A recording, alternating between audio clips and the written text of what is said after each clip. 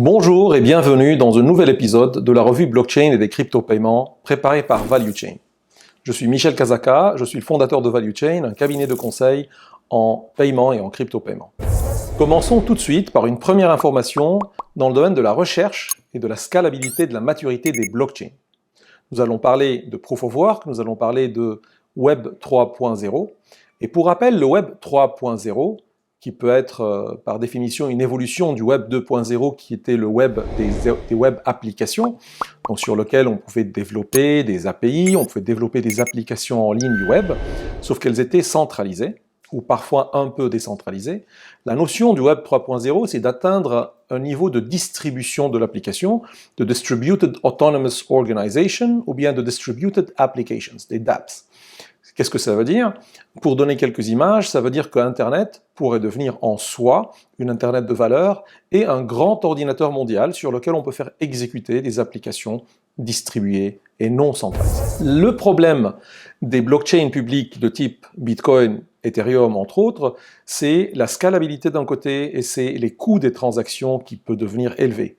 Étant donné que leur crypto-monnaie intrinsèque qui sert au consensus, elle gagne beaucoup en valeur, des coûts de transaction peuvent devenir exorbitants, comme par exemple sur Ethereum. Si vous souhaitez faire une petite transaction, le coût de la transaction en commission, il peut atteindre 90 € par exemple. Ce qui peut tout de suite tuer donc la promesse initiale de faire des micro-paiements, de faire des grands volumes de paiement à des coûts très très réduits. Il est possible de payer moins de 90 €, mais ça veut dire que le réseau peut prendre plus du temps pour traiter votre transaction et donc la déprioriser.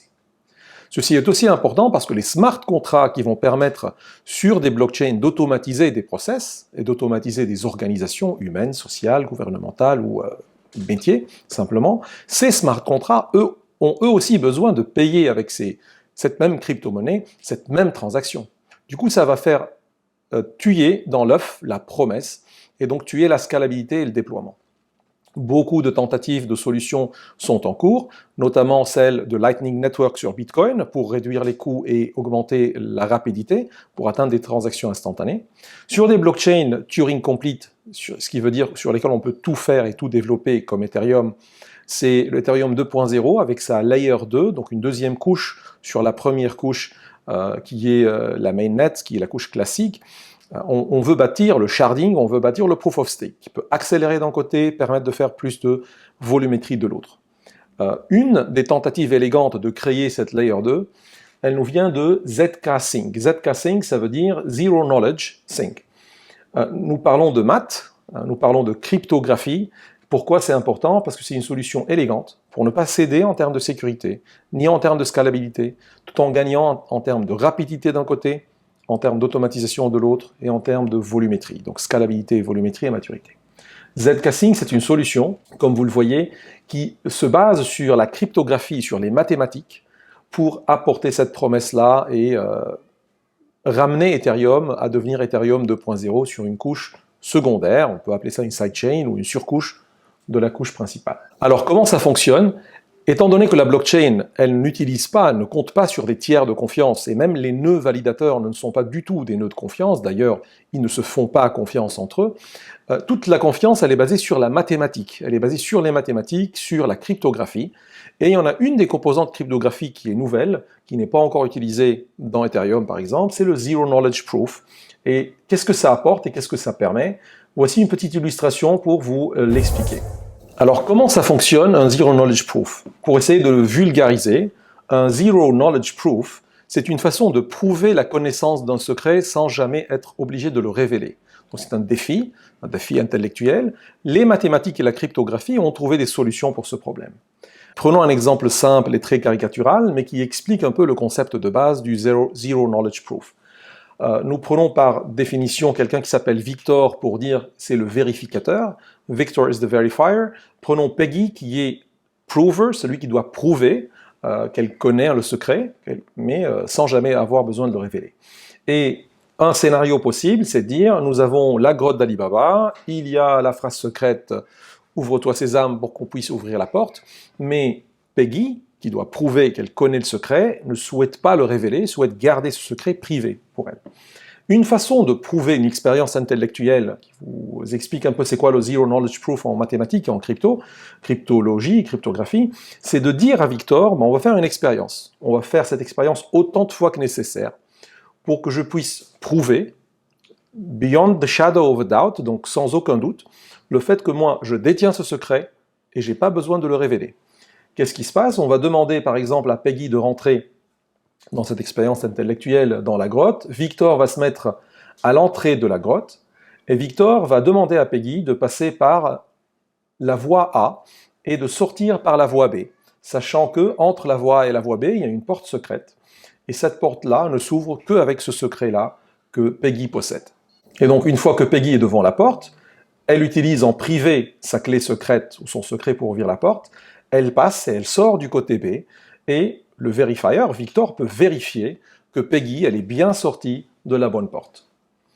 Donc, une fois cette expérience faite, ça ne prouve pas encore à Victor que Peggy détient correctement le secret, parce qu'il ne connaît pas où est-ce que se trouve la porte, il ne connaît pas si cette expérience elle est filmée en vidéo et une personne tierce est en train de la regarder, il peut supposer que Victor et Peggy se sont arrangés, qu'à chaque fois qu'ils fassent l'expérience, Peggy sache par avance de quelle porte elle va sortir et de quelle porte elle va rentrer pour sortir.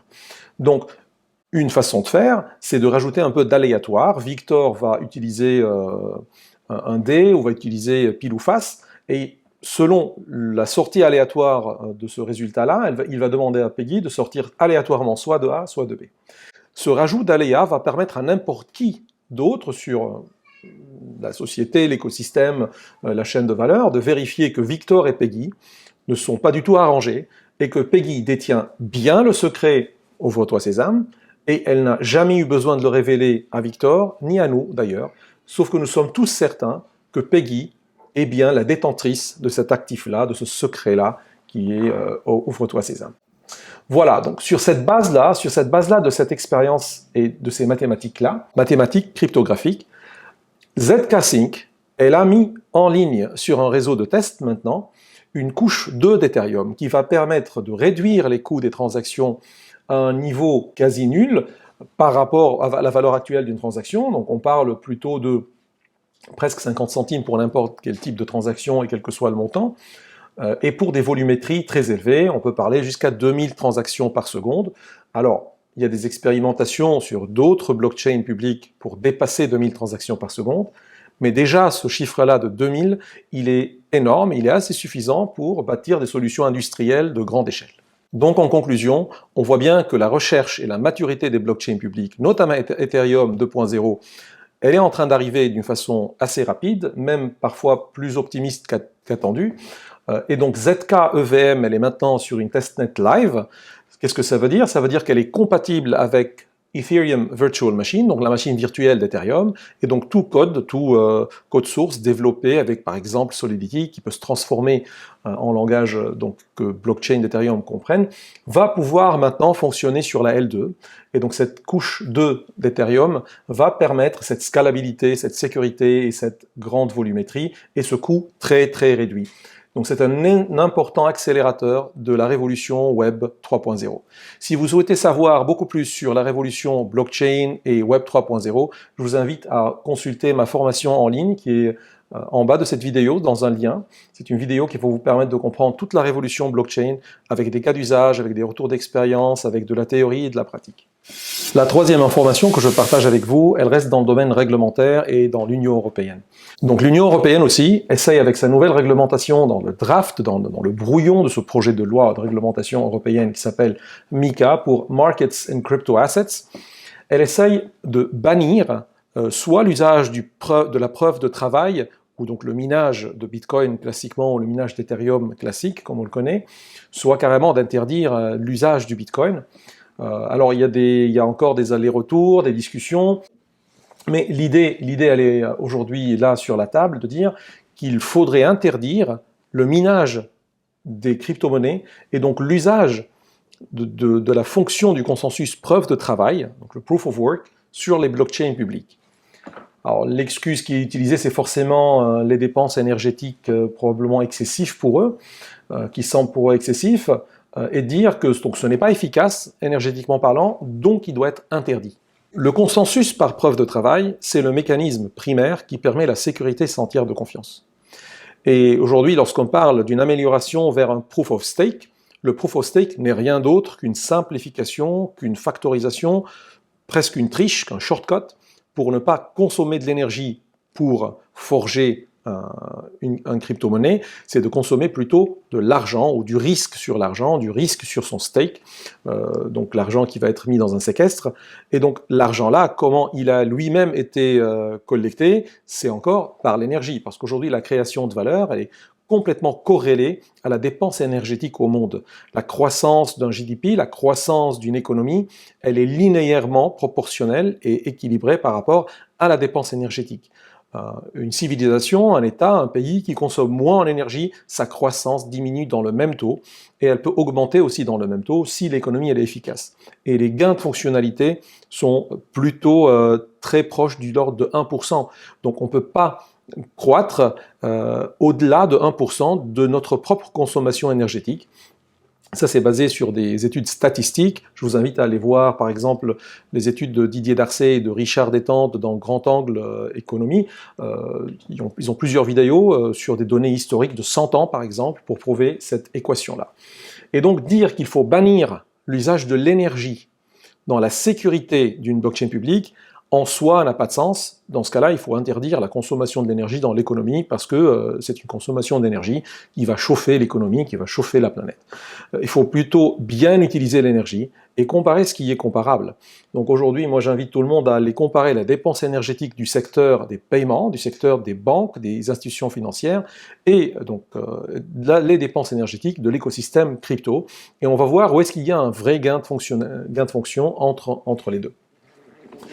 Mise à l'écart de ce débat-là, de qui consomme plus en énergie, c'est un sujet qui reste encore à prouver. Simplement, cette décision voudrait dire interdire le minage de Bitcoin ou interdire Bitcoin en soi, c'est suicidaire pour l'écosystème des cryptos. Parce qu'on sait aujourd'hui que Bitcoin, y compris la blockchain Ethereum, sont la base de toute la dynamique de toutes les autres révolutions sur blockchain de type Cardano, Tezos, Proof of Stake ou autres types de preuves. Et donc aujourd'hui, tuer Bitcoin revient à dire on va tuer la révolution blockchain.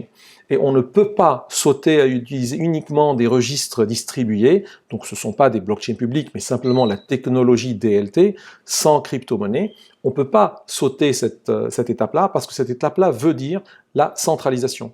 Il y a besoin d'un tiers de confiance, il y a besoin de plusieurs tiers de confiance. Donc ça va vider l'essence de cette révolution de son vrai sens. Heureusement, nous avons des associations comme l'ADAN, donc Association pour le développement des actifs numériques en France, ainsi que d'autres associations partout en Europe qui essayent de négocier, qui essayent d'expliquer, de faire de la pédagogie de pourquoi la preuve de travail, pourquoi les blockchains publiques ont du sens, qu'est-ce qu'ils peuvent apporter à l'économie. Et c'est un changement qu'il faut adopter, qu'il faut savoir embrasser et utiliser et bâtir de nouvelles fondations de notre économie. Donc en résumé sur ce point-là lié à la réglementation européenne MiCA, elle n'est pas encore sortie, son planning il est plutôt vers l'horizon de 2024-2025, et elle est aussi dans le cadre de l'autre initiative qui est l'émission d'une monnaie numérique de banque centrale, donc on parle de l'euro digital, plutôt pour le retail, ça veut dire pour monsieur et madame tout le monde, donc le cashless, partir vers une société en mode cashless autant que possible. Alors ça ne va pas remplacer complètement les billets et les espèces, mais au fur et à mesure l'usage des billets espèces va chuter pour une adoption plutôt d'un cash digital. Les deux projets sont à risque, sachant que le projet des paiements européens qui s'appelle EPI pour créer un scheme carte de paiement européen, il est lui aussi à risque, ça veut dire que les grandes banques se retirent de ce projet. Pareil pour la monnaie numérique de banque centrale, les banques aujourd'hui ne trouvent pas encore leur business model ni un intérêt pour créer une crypto-monnaie stablecoin européen euro. Et donc on reste sur une avancée réglementaire qui va plutôt bloquer, si elle s'avance dans ce sens, bloquer l'innovation, et on n'aura pas rattrapé la course par rapport à un yuan chinois ou par rapport à un stablecoin américain de type USDT ou DAI ou autre. Donc la conclusion, c'est très bien de réglementer, c'est très bien de lutter contre le blanchiment, les transactions illicites, et c'est très bien d'être conforme, mais il faut utiliser la proportionnalité. Une fintech qui travaille sur des blockchains n'est pas une grande banque comme la BNP ou la Société Générale, et on ne peut pas appliquer exactement les mêmes réglementations pour une petite start-up et pour une très grande banque, sinon on va tuer l'innovation dans l'œuf. Aujourd'hui, les arguments utilisés contre les blockchains publiques, c'est le blanchiment d'argent, lutte contre le terrorisme, le financement du terrorisme et des transactions illicites. Une étude par un ex-membre de la CIA, ex-directeur de la CIA qui fait de la recherche sur ce domaine, il a comparé que moins de 1% des transactions sur Bitcoin sont illicites, parce que tout est traçable de toute façon, donc on peut aller voir les transactions illicites, beaucoup moins de 1%, comparé à peu près 5% des transactions en dollars qui sont illicites. Donc voilà, pour mettre les choses un peu en perspective. Voilà. On souhaite que cette loi elle sera équilibrée, que la loi MiCA va quand même encourager l'émergence d'une licorne européenne dans le domaine des cryptos. Dans cette 4e information de la semaine, nous allons voyager à Dubaï et à Abu Dhabi. Donc les Émirats Arabes Unis sont en train de légiférer pour mettre un cadre réglementaire qui va encourager l'écosystème crypto, et ce, en collaboration avec les fintechs existantes et avec des exchanges géants comme Binance, qui est le leader mondial. Binance, il est le leader mondial en termes de volumétrie des transactions crypto, mais aussi Kraken. Kraken et Binance sont en train de recruter, de mettre des investissements dans les Émirats Arabes Unis pour augmenter les recherches, pour financer des projets, pour moderniser le Smart Gov, qui est le Dubai et Abu Dhabi Smart Government, donc le gouvernement, sur la base de la révolution Web 3.0 et sur la base de la blockchain. Sachant que CZ, donc qui est le président et fondateur de Binance, il est venu ici en France, il a parlé avec l'AMF, il a parlé avec l'écosystème bancaire en France pour les convaincre d'adopter la technologie blockchain, notamment la blockchain publique. Forcément, c'est aussi de la publicité pour sa propre blockchain, la blockchain de Binance et sa crypto-monnaie qui est le BNB. Mais il avait promis des très grands montants d'investissement en France, dans des universités, dans des centres de recherche et dans des fintechs.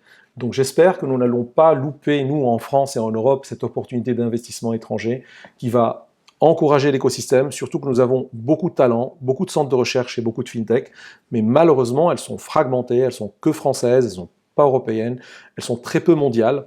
Heureusement, nous avons la licorne comme Ledger qui sort du lot, mais l'Europe et notamment la France, elles ont beaucoup plus à donner pour rattraper déjà un retard par rapport aux États-Unis et la Chine et Hong Kong, par exemple.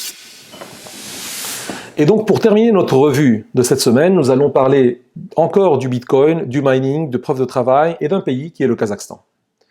Comme vous le savez, la Chine, ainsi que parfois d'autres pays, ils ont interdit récemment le minage de Bitcoin pour des raisons plutôt politiques. Elle voulait émettre sa propre monnaie numérique de banque centrale qui est le yuan, et donc à cette occasion-là, elle a interdit l'usage de Bitcoin, notamment le minage en Bitcoin. Ça n'a pas bloqué l'adoption de Bitcoin en Chine, en revanche, ça a causé l'exode des usines de minage de la Chine vers le Kazakhstan en partie. Donc le Kazakhstan, il a profité de cet exode-là pour plusieurs raisons. Parce qu'il avait une surproduction d'électricité, donc de l'énergie, et une sous-consommation.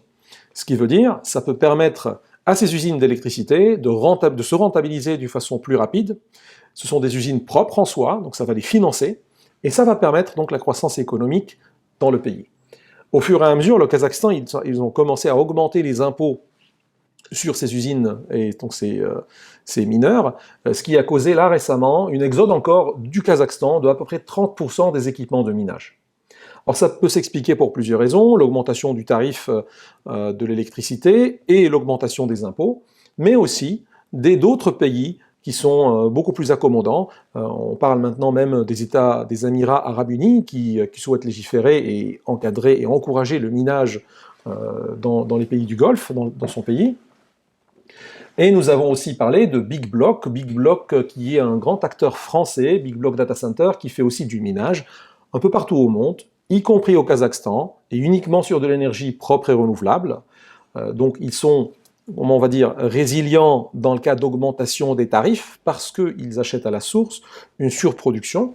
Ils ont un business model hyper intéressant. Je vous invite à écouter Sébastien Gouspillou dans ses vidéos ou dans ses interviews, mais aussi d'aller voir un peu leur nouvelle offre qui vont vous permettre à être encore des mineurs de Bitcoin mais d'une façon groupée, d'une façon industrialisée, et bénéficier encore de la rentabilité de ce secteur-là. En fin de cette vidéo, je vous invite à écouter l'interview que j'ai donnée à Richard Détente et à Guillaume de Grand Angle Crypto sur la révolution blockchain et crypto-paiement. Et ils ont nommé la vidéo la plus grande industrie du monde. Ils parlent bien sûr du domaine des paiements. C'est vraiment la plus grande industrie du monde. Et donc Bitcoin, il est né dans cette industrie, pour ceux qui ne le connaissent pas. Il suffit de lire la première ligne du papier de Satoshi Nakamoto. Voilà, j'en dis pas plus. Je vous invite à aller regarder les vidéos et à la semaine prochaine.